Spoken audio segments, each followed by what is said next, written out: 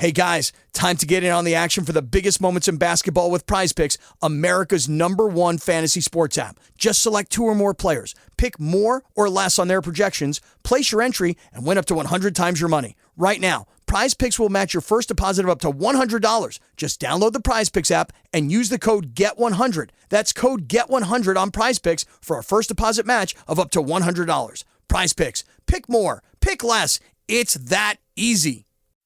Swimsuit? Check. Sunscreen? Check. Phone charger? Check. Don't forget to pack the 5-Hour Energy. It fits great in a pocket or carry-on, and the alert feeling will help you arrive ready for anything. Now get 20% off when you use code 5HETRAVEL at 5hourenergy.com. Expires April 30th. One-time use only. Not valid with other discounts. Remember, visit 5hourenergy.com and use code 5HETRAVEL to save 20%.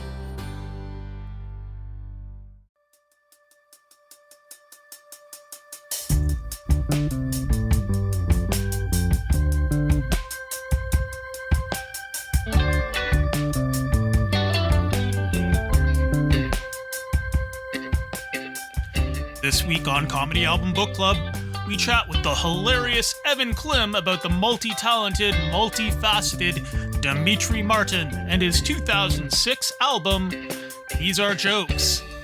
Welcome to Comedy Album Book Club.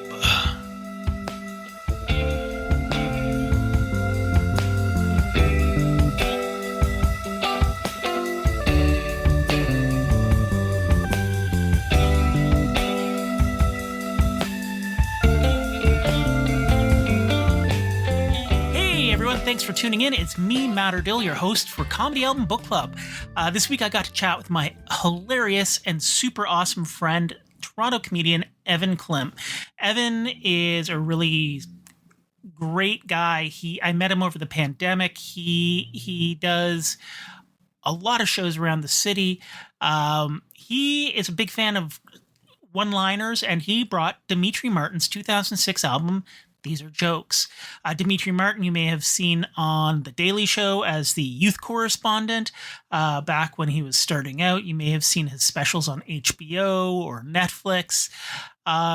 He is just an amazingly hilarious mixed medium comedian. If you are a fan of Evan, this is your chance. I was actually supposed to be on one of his shows on May 2nd. Unfortunately, I was called out of the country. So you can see him perform at the Sidekick Comics with my other friend, Andy Wong. And you won't have to put up with me being there, even though I was originally supposed to be on the bill. So get your tickets, come on out and see a hilarious show with slides called Slideshow Bob. Now, thanks for tuning in, and here we go. Evan Klim, Demetri Martin's These Are Jokes.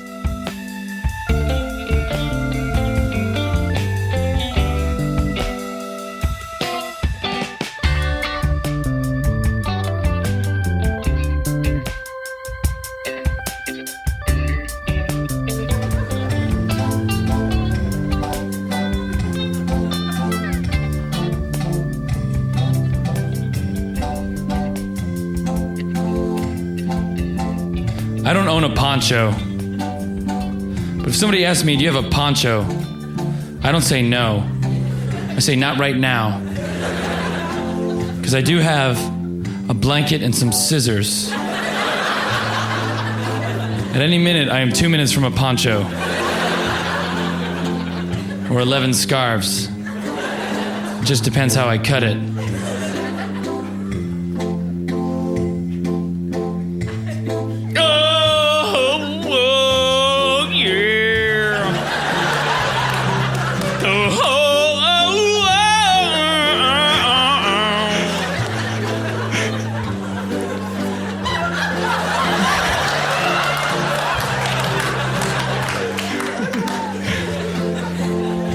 Whenever something good happens to me, I wait 2 weeks before I tell anybody. Because I like to use the word fortnight.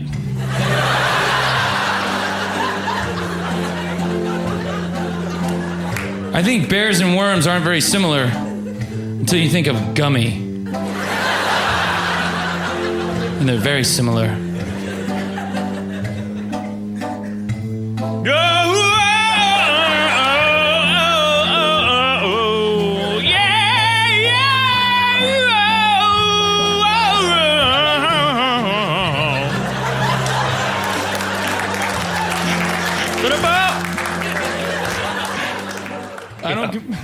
Well, I am with Evan Klim.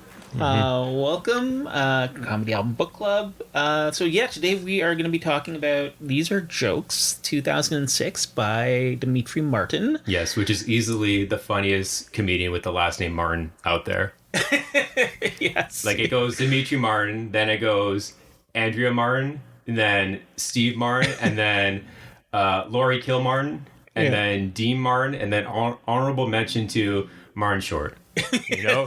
Yeah, he's got a Martin in there. Yeah, he made the short list. Jeez. Yeah, I actually met him. Not that tall. Not that tall of a guy. Well, lives up to his name. Yeah. Apparently, like, one of the nicest people. Yeah, well, what it was is I met him in Rosso, Ontario, because he's got a cottage around there. Yeah. And it was right after the LA Kings won the Stanley Cup, and he was there at Jimmy Kimmel Live when the LA Kings were there to talk about, winning the Stanley Cup and everything. And he was there on the show wearing a LA Kings jersey. And when I saw him in person, I kind of gave him a little flack. I was like, I thought you would be a Leafs fan. What the heck?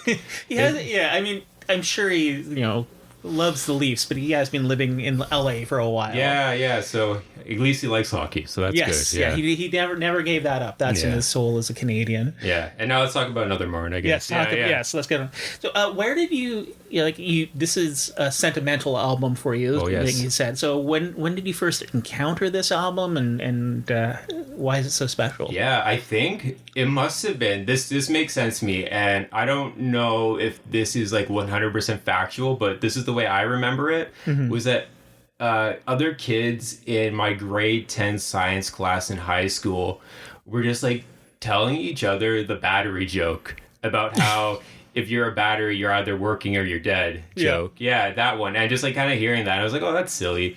And then kind of hearing, kind of getting into comedy around that time.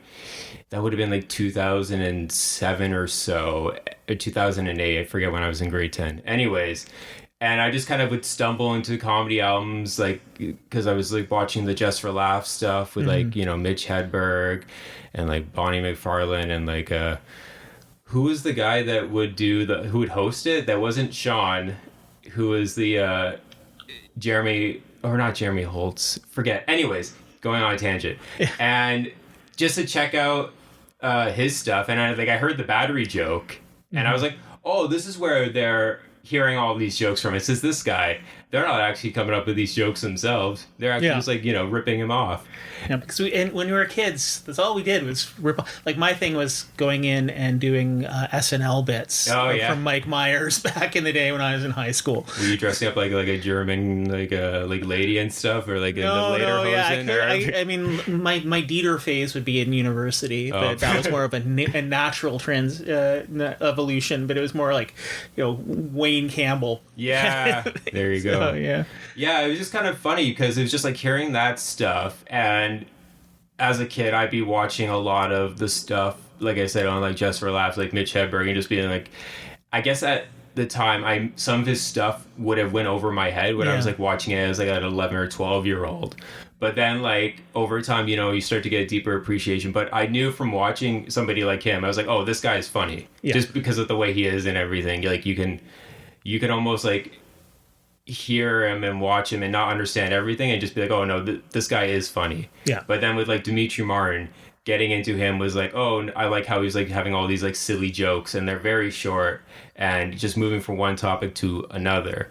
And it was like a kind of just like reflecting on it now. It's like when you go to like an art gallery and then you see like so many pictures and like so many like drawings, paintings and everything, and you just go from one to the next, and it's just very different one to the next. And it's like, that's the kind of stuff I like, where it's like, oh, they kind of like live on their own, and you can just kind of go to the next. And it's like, maybe it's one of those things where, you go there with a friend and you're like, oh, I don't get this. And they're like, oh, what do you mean? You don't get this one of this cat or whatever, Yeah. It's like, oh, it's hilarious. And it's like, oh, now I see it. But it's just like, I like how it's like kind of have that art gallery kind of feel to it. Yeah. You never linger too long. And that was one of the things I find like he jokes early on about last per minute. And I know in a way it's kind of meta because that's something, we as comedians genuinely actually will think about. Like, Sure. We'll sit with Mark Hallworth is perfect for that. Like Toronto comedian, he talks about, he's like, okay, well, how many laughs are we getting in here? All right, well, I need to punch it up like here because it's lagging. Yeah. But one of the things I find sort of neat is he never lingers too long. Like there's certain bits where he'll tag it, like tag a bit with like little just like extra jokes, but he never takes it too far. Like he like I think I'm trying to remember which one it was. Oh, the digital camera joke. Oh, yeah. Off the top, where it's like there's like 4 tags, and then he's like, okay, stop. He didn't follow the rule of 3, but he's like, it was diminishing returns, and he still got laughs for each one. But he knew, okay, I've got to stop now. And so he really has a good sense of the room in a lot of ways, I find, with this stuff too. Yeah, I'm sure it was one of those things where for him, he probably tried 5, 6, 7, and just finding out was that worth keeping. Yeah. And I guess at a certain point, when it comes to hearing someone like him do jokes, I guess you wouldn't expect him to do 5 minutes about digital cameras. No. Yeah. Well, this is going off on a tangent too again, but it's like even with like Mitch Hedberg was like Mitch altogether, I think he does 2 minutes about sesame seeds, which is quite surprising. That's a long stretch for Mitch. Yeah. But it's like, I guess it's kind of the idea of like kind of mixing it up in the same way like Demetri Martin does, where it's like, I'll do my jokes and then I'll do some guitar, I'll do some other silly stuff. Like it's not the drawings and stuff. Yeah. So fun way of kind of mixing it up. And it just, for me, as someone who performs comedy, yes, I perform comedy, I'm one to remember that like sometimes like comedy isn't just telling jokes. It's about, whatever you do that's creative. If there's a way that you can inject it into your comedy, that's a great way to kind of showcase what you can do. Like I was saying before we were recording, was like, I can imagine him starting out in New York City, going to open mics and finding out, oh, this is a music open mic. Yeah. Okay, what if I bring in my guitar and just start telling jokes? Yeah. Just kind of like his guitar, like you were saying, like, oh, he's a good guitar player. He definitely knows some tricks and everything. It's one of those things where even his singing too, he does it. It's almost like I don't want to say like a Bob Dylan, because I don't know. I feel like Bob Dylan gets a bad rap as being a bad singer, but I think he's a great singer, guys, because he knows his voice and it doesn't try to be like anyone else. He doesn't pretend. It's like Leonard Cohen. He has a beautiful voice when he uses it properly. Yeah. I mean, that's a strength too, to know what your limit is with something like that. And with Demetri, it's not like he would go up there and do like actually like a dead serious song. Like, I feel like sometimes like when comedians do present music into their act, I don't know, sometimes to me, I think it's funnier if it's bad. Yeah. Like if it's dead serious, then it can be, I don't want to hear you sing a song about Christmas or whatever and having like 1 or 2 jokes. But like for him, like with the same and opposites, it's very simple of like a concept, and it's like so like fun the way he kind of goes into it, where it's like at times I can imagine almost like Venn diagrams. Yeah. And just like with the idea of like the chair and the cactus. Yes. Like those kind of ones. Yeah. Well, and I think one of the things I found interesting about it is it almost reminds me of poetry, like slam poetry and stuff like that, where you'd use the music as an accent. It's musical comedy in that it's jokes with music, but it's not a parody song, or which I love Weird Al. I love a good like Garfunkel and Oates. I love those bands, but it's like a different thing. And you know, like when we were talking earlier, like Zach Galifianakis did it with the piano. So there's a few musicians who are comics, or comics who are musicians, and they like find a way to use it to accent their material. Yeah. There's one I saw recently is violinist. Ray Gallimore, I guess. Yeah. Or, she plays viola. Viola. That could get me cut in the orchestra community. Like, they will come for you. Yes. Stabbed with a bow. Yeah. I thought you were talking about, like, circumcision. That kind No. okay. But maybe. I don't know. I don't run with those. That crowd is dangerous. Anyways, they're dead, musicians. Very serious. Very serious, yes. But yeah, like, it's nice in how it shifts expectations. And I mean, he does a couple of, like, at the top and the bottom, there are like three tracks that are just straight songs. And it's interesting because, like, he and I are the same age, much older than I'd care to admit. But I'm like, oh yeah, okay, he's getting like a Beck Pixies vibe here, and he's doing a lot of soundscape layering and stuff. So I mean, he's a talented musician, but I think he shows restraint.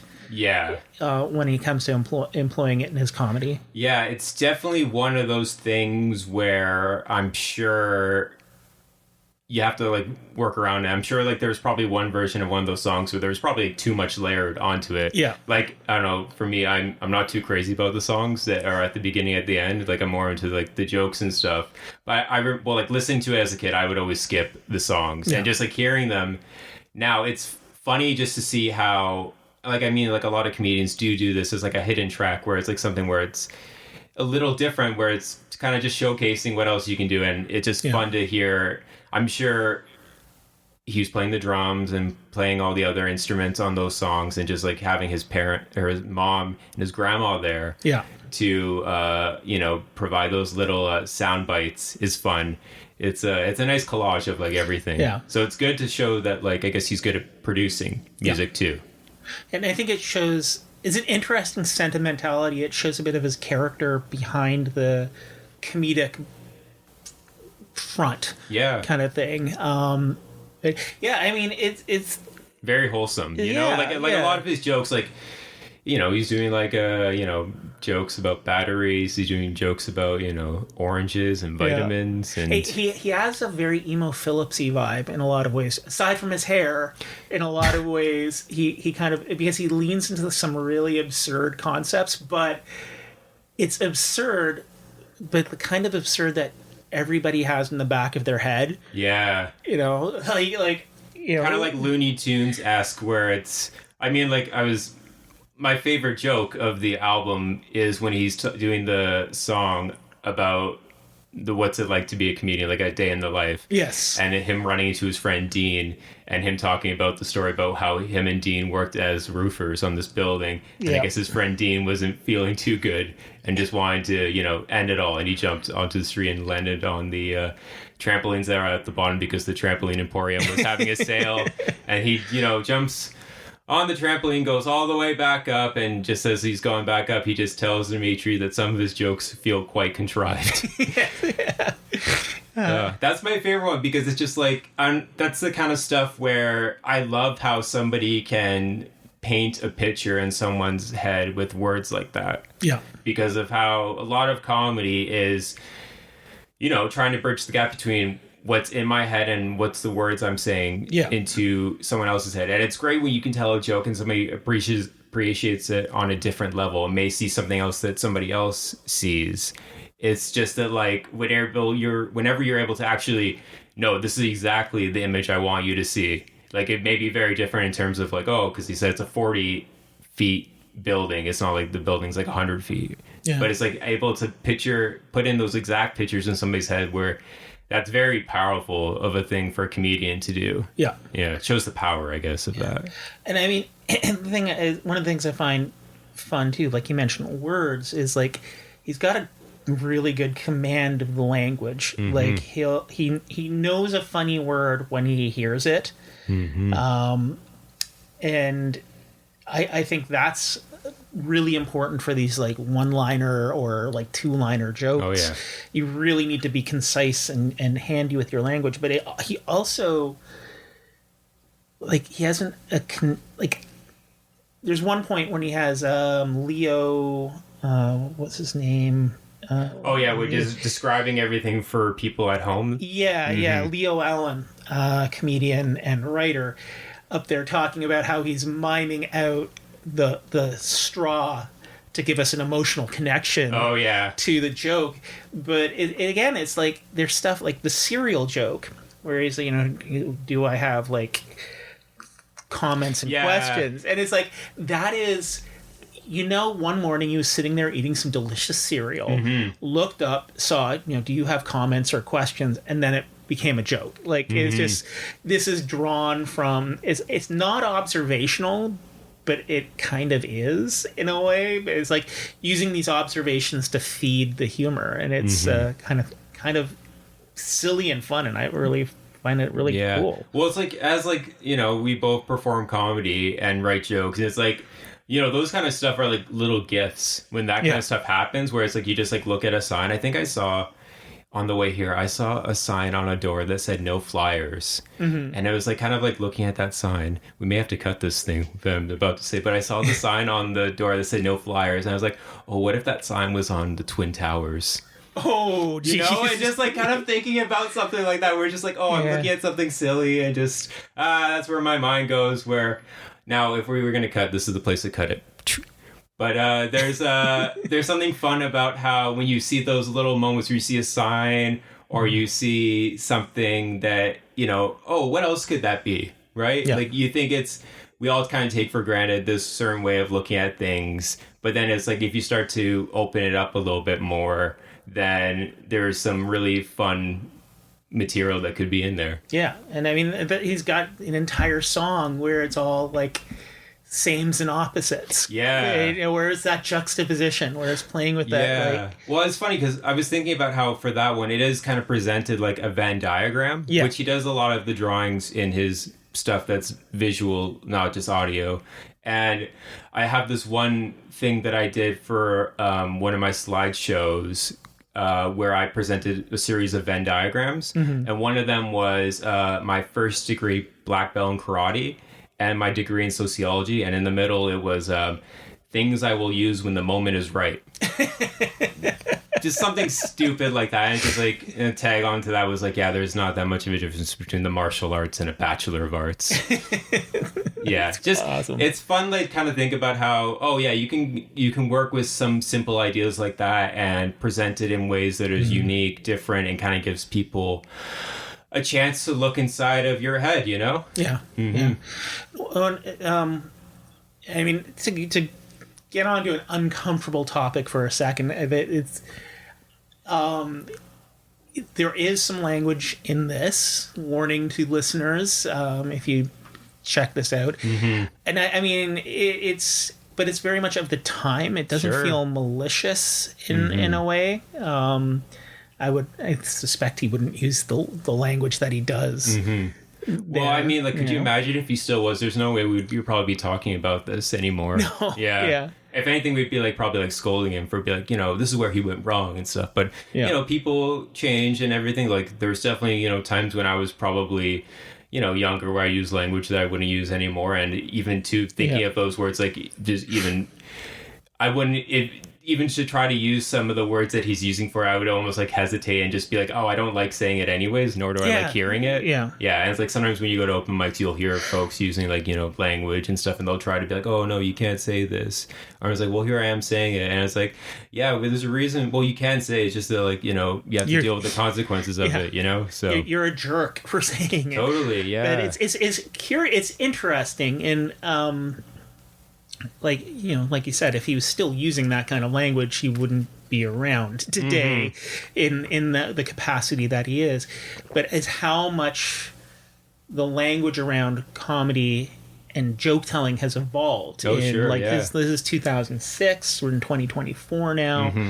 So 18 years. Well, a lot of Demetri Martin's jokes too are quite kind of like scathing in terms of what he's saying about some folks he sees, like someone who's like, was it, I think hair gel is a way of spotting douchebags. Yes. Like and then he immediately apologizes to well, like, I think that's a fun joke to say because it's one of those things where if you're in comedy, like, you should have like something that you kind of like irks you. And if there's something like that, like for him, it irked him enough to, write a joke about it. Yeah. He was probably wronged by somebody wearing hair gel once before. So it's just one of those things where I think you can still, like, if you're doing jokes like that, you stand by them and everything. Yeah. And I think that some of those stuff is like, I can agree that, probably hair gel, is probably a good way of spotting, And I mean, you look at other comedians like Patton Oswalt, who I love and respect, around this period did his parade joke that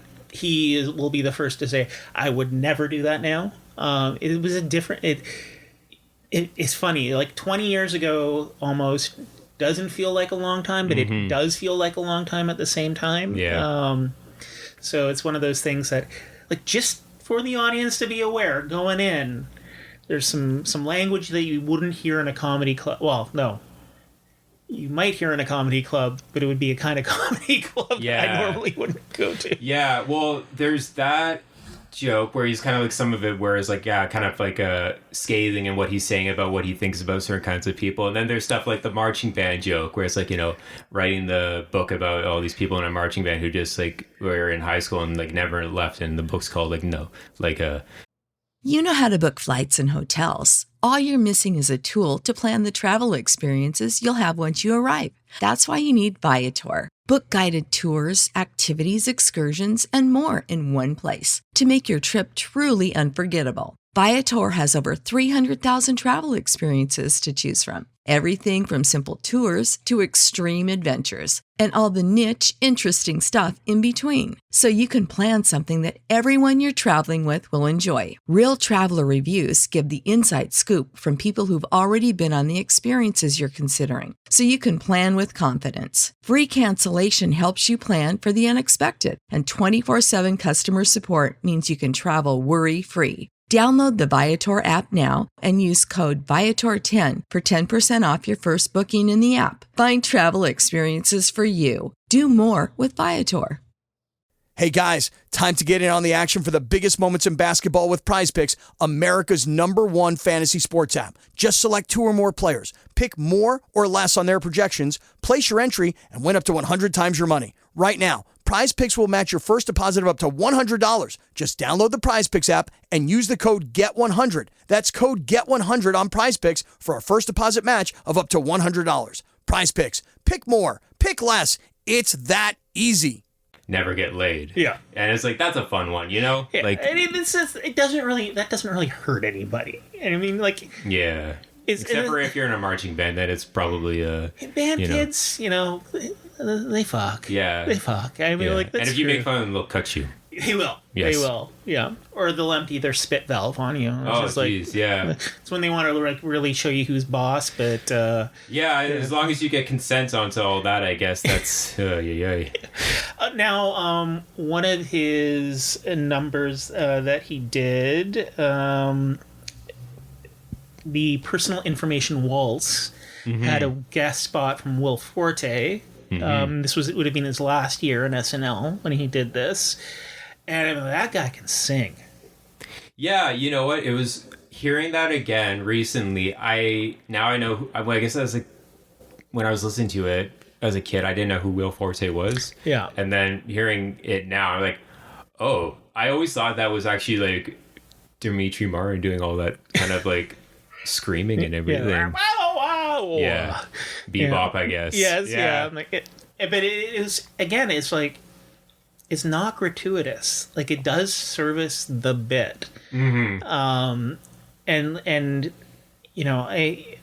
a lot of times people will say, oh, this is, it is a gimmick. Like when we were talking earlier, you said, and you mentioned that it is a gimmick, but it's a gimmick that serves a purpose, I find. Yeah. Laughs. Yeah. It's like, well, even with his drawings and his like music, just the fact that he has that way of knowing what he's good at doing and just finding a way to incorporate that into his comedy. I think it just has a good way of showcasing what comedy can be. So, yeah. So now you are a comedian. You have a regular slideshow Bob. Yes. You wouldn't be so oh my gosh, people ask me if I can be on Sideshow Bob. It's, permanently banned at that point. Every time they ask me that, I'm like, no, it's not called Sideshow Bob. And if you don't take the time to learn what the name of the show is, you're cut. It's one of those things where it's like, just do the basic research before you and it should be one of those things too where you look at it and you're like, that's clever, I'll remember that. It's literally a pun in the name. It's a joke. If you can't recognize a joke, then I don't want to see your comedy. That's it. I mean, hey, that's actually a good litmus test. Yes. If you actually can't recognize a joke, can't be on my show. Do you draw like you mentioned Venn diagrams? Do you draw a lot of inspiration for your own material from Demetri? Because there's little nuances, just to say, and I don't think it's even conscious on your part, but there's little things that I notice about you personally, where he has like this little giggle.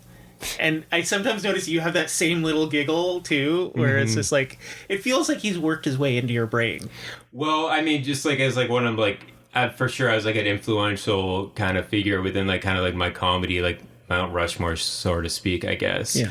But just for like some of the stuff, like, I mean, for what I've been doing with the slideshow Bob was kind of the idea of, it's almost doing a form of comedy. The way I kind of like to frame it is like, it's almost like a form of comedy where I'm cheating a little bit. Yeah. Which I love cheating. So, no, I don't actually love cheating. No, I don't. But it's one of those things where so much of comedy is actually me trying to get that picture into people's heads. Yeah. And if I'm able to actually present a picture as to what that picture is, I want to get into your head, that's just like a way of totally bridging the gap there. Yeah. Which is like a lot of the stuff that like Demetri does with his drawings.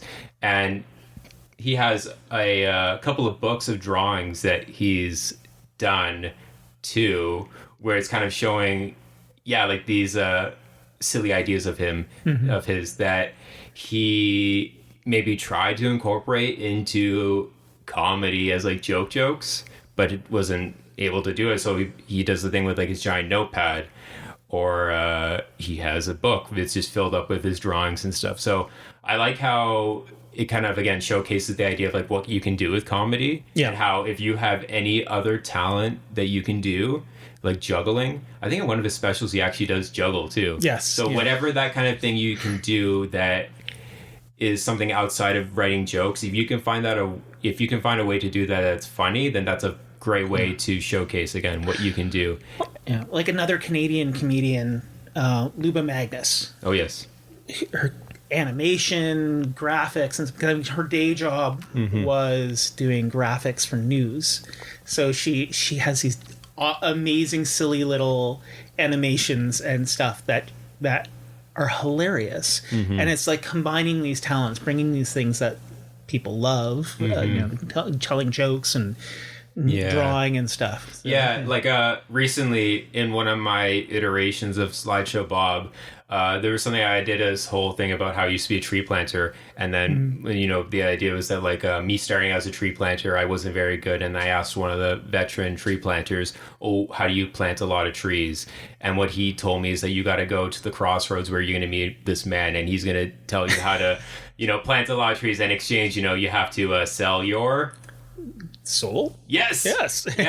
We all know the old classic blues fable. So just something fun like that, where it's like as a way of like, maybe me, if I was going to do that as like stand up, like jokes without any kind of visuals, be a little bit harder to kind of get into that feel of it. But with presenting pictures, it has that way of kind of solidifying the image into what I want to put into people's heads, which is like fun. When you can do that with jokes, that's amazing. Like jokes, and just like sometimes there's a way of just having it so that it's different too, because it's so much of doing comedy is finding your voice and finding a way of just being unique in a field that's so talented. This filled with so many talented individuals too. Yeah. Yeah, I mean, especially in cities like Toronto, New York, and LA, it feels like there's a thousand new. I noticed you didn't amazing... say Hamilton there. Are you saying that people from Hamilton? Hamilton has some great talent. Hamilton does have. It's where I saw Weird Al. He made a point of going to Hamilton and not Toronto. So what for real? Yeah, for real, for real. Yeah. Yeah. So. Well, I guess he probably had something about Ham that he probably did there. Yeah, so he does. But, I mean, Levity in Hamilton, terrific joint.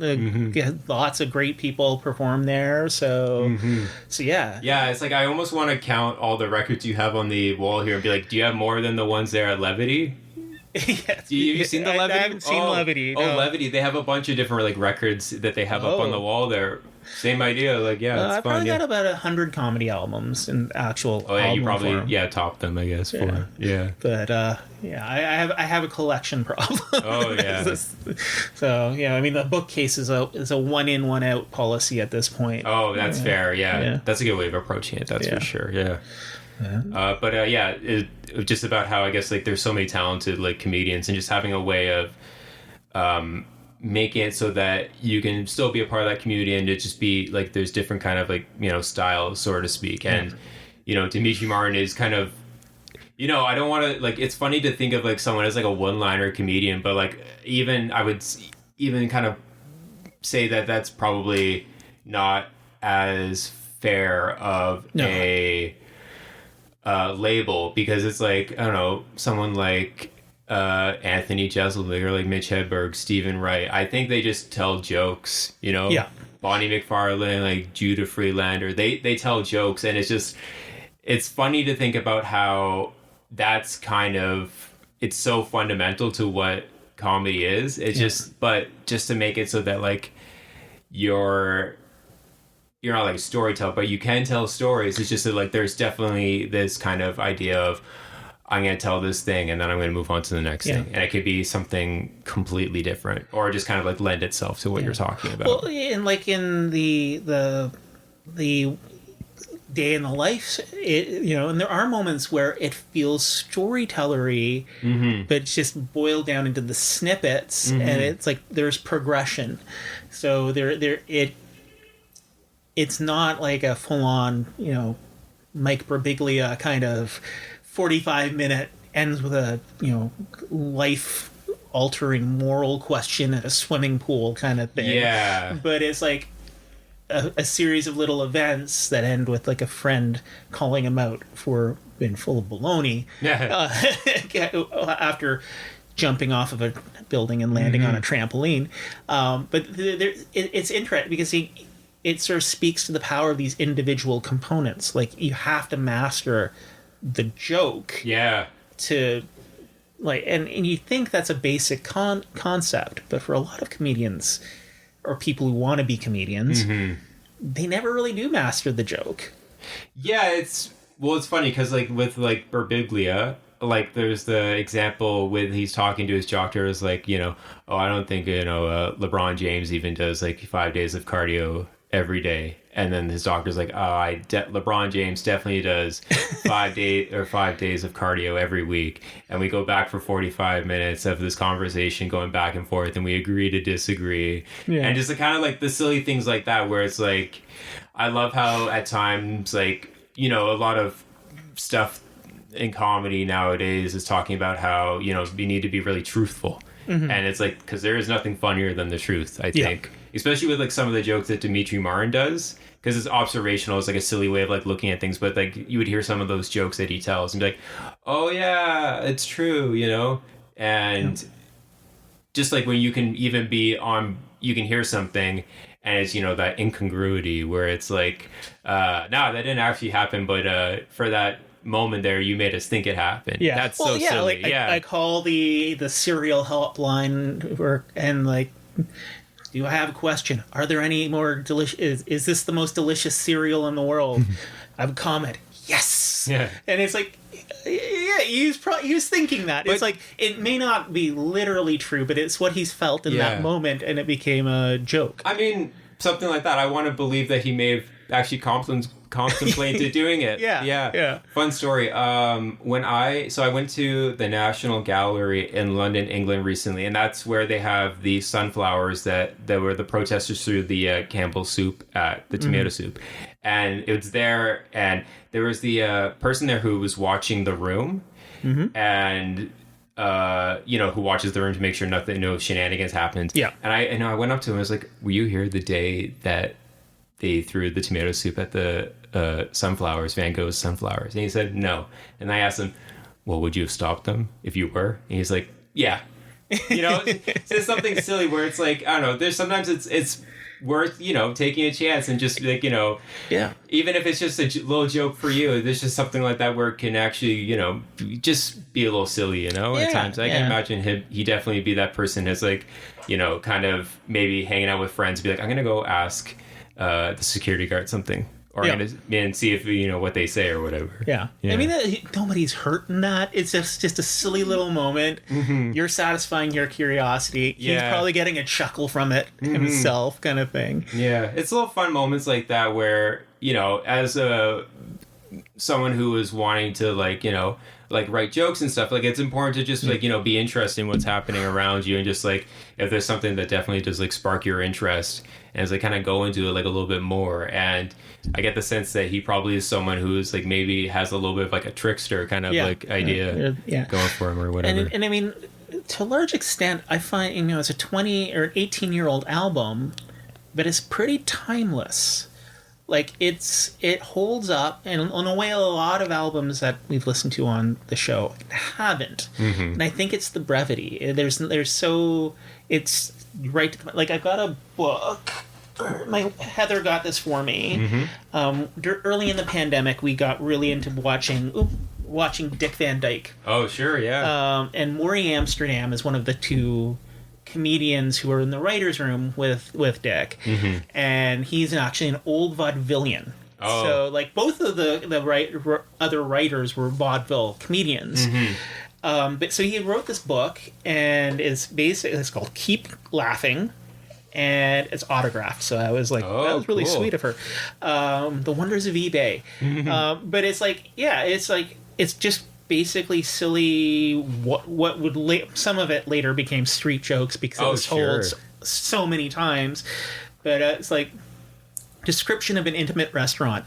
It's the kind of place the boss takes his wife when he doesn't want his secretary to see him. And it's just like little like snappy jokes, and it's like that's the core. You have to understand the two sentences, and how you get there varies, but it's those two sentences that matter at the end of the day. Yeah, there's something to it where it's kind of, at times, it's one of those things where you have that thought too, and it's like, how do I make sure to use the exact same amount of like words I need to like edit everything? So I'm sure even too with like Demetri Martin, there's like some of those jokes you have or that he has is probably maybe he's like, it's 100 words or whatever. It's like, oh no, this is a bad joke. It's like at a certain point, like with someone like Anthony Jeselnik, some of his jokes can be like up to like 80 words, I guess.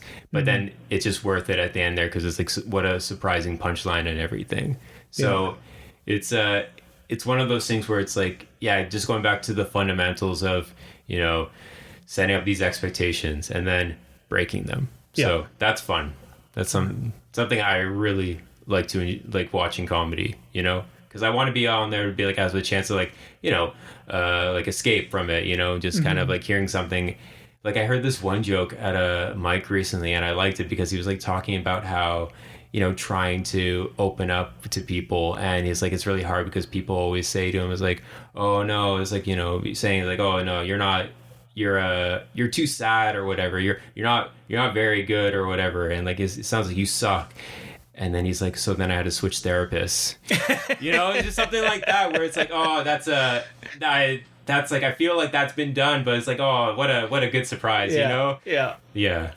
I mean, that's the thing too. It's like everything's been done somewhere. It's just how you add your own individual flourish to it. Yeah. Well, like even it's funny how some of the jokes even in this album have probably found its way into people's vernacular, so to speak, and they have no idea where it came from. Yeah. Yeah. Though I have to say, as a huge nerd, there are bee batteries. They are a thing still used in Europe. Oh. So, but they like, I was like, Well, the Europeans just do everything so well, don't they? I guess. Yeah.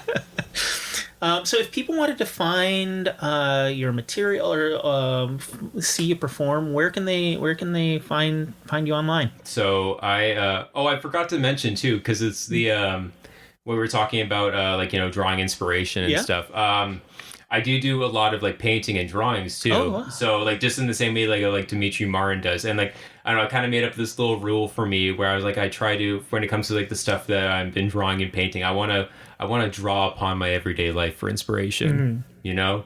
Yeah. It's a very silly pun there for drawing, I guess. Yeah. Anyways, but it's one of those things where just like for that, I you know, just as a way of like exploring different ways of like, you know, doing something that's funny. And yeah, so for me, when it comes to that, yeah, so I do my Slideshow Bob show with Andy Wong. We host it together. And that's incorporating stand-up comedy and storytelling with PowerPoint or Google Slides, whatnot. And that's just a fun way for us to kind of like do what we do and try it in a different way and see if there's a way to kind of like, you know, build upon the stuff that we've been doing in a way that's like different, you know? So I do that in Leslieville at the Sidekick comic book store because we do it there because it's a fun little venue. It's warm atmosphere. There's comic books there too, so there's a lot of fun stuff to check out there. And delicious lemon and cranberry glazed scones. Oh yes, yes, and the raspberry scones too. Those are good too. I'll have to try those next time. Yeah, I'm a big fan of raspberries. That's for sure. The fruit though, the aggregate fruit. Yes. So I do that. We do it like Thursdays. Like we're kind of rotating between second and third Thursdays. It's kind of just like, you know, based on whatever works for our schedule and stuff. But that's a fun show that we do. I'm all around the city doing other jokey joke stuff, telling classic kind of short jokes in the way that you know, Demetri Martin. Not to say I do it like him or whatever, but I am kind of that ilk, so to speak. Yeah. Is that the right word, I guess? Ilk. Yeah, ilk. But it's, you know, and you have one joke, and it's Demetri Martin-esque about your last name. Oh yeah, that I love. That you, and I won't spoil it. You have to come out to a show to see, you know, it performed in real life. Yeah. But yeah, you could definitely, what you could do too is just like look at a carton of milk and just like put it in a mirror and then maybe you'll see it. Who knows? Yeah, so I do that kind of stuff. And then like I've been posting more of like kind of like my little stupid drawings or whatever online, just as like a way to kind of be like, oh, not only can I like, you know, write jokes or put together silly slideshows, I also, you know, do paintings of bears wearing trucker hats, stuff like that. So but it's all about finding joy. Yeah. That's the thing, you know, and I mean, I think that's lost. Like, I mean, message comedy is important. You know, being able to say something is great. But if you're not finding the joy in yourself or the audience, you know, be it a bear wearing a trucker hat or a joke about, you know, a friend jumping off a building, you know, like there's got to be something there. Yeah. I mean, for me, it's always important to remember that we're doing this to make people laugh. Yeah. And as a result, if there is something that is said that is greater than the joke itself, if there's something to say that's like this like truth about something that's like an issue or something, that's always a great as like a byproduct of a joke, where I'm never trying to, if I do write a joke that does say something like that, it's never something where I'm like, oh no, I want to write a joke that says this. It's like, oh no, I just happen to write this joke and it can be looked in a way that says something about student debt, you know, or it says something about housing here in Canada. Like I'm never trying to, you know, say that like, let's write a joke that says like a message. It just happens to sometimes happen that way. So I mean, it's when it comes naturally, then it lands all the better. Yeah. Well, it's like, even too, I remember sometimes even telling jokes, or somebody comes up to me afterwards and says, oh, I like how that joke says something about this issue or something. And I'm like, oh, you know what? I never even thought about it saying that. But now that you mention it, like, I guess it's one of those ways that somebody can hear a joke and just hear something else completely different. So that's always fun like that. Awesome. All right. Well, Evan, thanks for joining me today and to talk about Demetri Martin. And did we talk about Demetri Martin today? I feel like we talked about a lot of things here today. Well, he was the core. He was the 2 lines that made it all worth it. Did you have a favorite joke in the album, by the way? I have to. I did. I think my favorite bit, it would be. What was the one that I check my notes here? Yeah, the wizard, the tiny umbrella. Oh yes. Oh yeah. Oh my it was so, like, everybody keeps those umbrellas. Yeah. Everybody keeps those umbrellas. Souvenirs, but like, to do something so silly with that, and just a little flourish of, oh, he's in a really bad mood. He's really angry. It's just like it feels like something he's pulled on the street with a person. So again, that I think is my favorite. Yeah. I was gonna say one more thing about like his books and his drawings that he's done too, in like books. There's one book, I think it's called This Is a Book, and in there it's like a series of like short chapters, short stories, and kind of like little like fun like writing exercises. One of the stories he does in there is a palindrome. The entire story is front to back. It's like, you know, palindrome, that's like where it's like what, they're spelled the same and reversed as the exact same. Yeah, so it's like a race car story, I guess. I don't know. But one story like that is a palindrome. And then another one that he does that's super fun is that it's a student meets up with his former Spanish teacher, and the entire conversation is written out in English, but the conversation done in real life is actually in Spanish. And through the conversation, the Spanish teacher is like talking with the student and realize, oh, he doesn't know any Spanish at all, because he keeps on saying yes, and like sí. And then the teacher is like start to say, starts to insult him, say, oh, you look stupid, I don't like that t-shirt. And then he's like, oh, sí, and everything. And then I guess the teacher is talking with the student, like, oh, by the way, who's this person with you? I was like, oh, this is my fiance. She's from Mexico.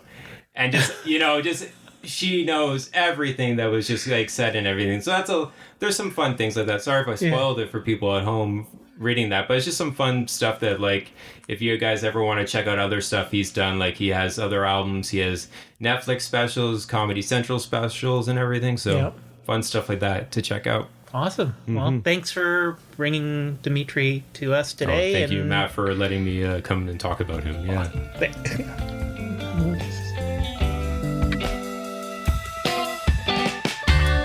You've been listening to Comedy Album Book Club, a Far From Here comedy and ShowbizMonkeys.com co-production. Music today was performed and produced by Glenn Bouchon, Tim Matthews, Edith Falkenberg, and Jim Spruill, also known as the Something Something Quartet. Thanks for listening, and tune in next week to Comedy Album Book Club.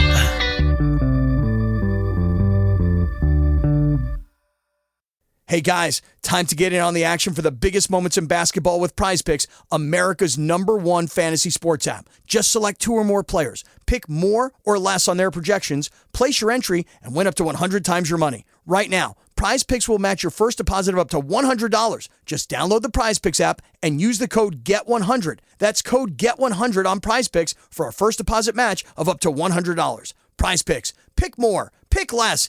It's that easy. When you visit Arizona, time is measured in moments, not minutes. Like the moment you see the Grand Canyon for the first time. Visit a new state of mind. Learn more at hereyouareaz.com.